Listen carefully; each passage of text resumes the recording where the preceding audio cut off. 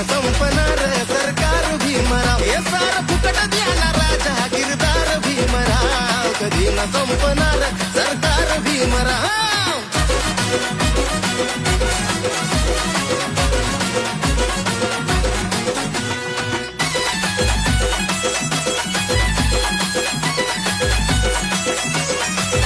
नव्हता सुखाचा मिळत आधी घास, आज घरात पंच पक्वानाचा वास.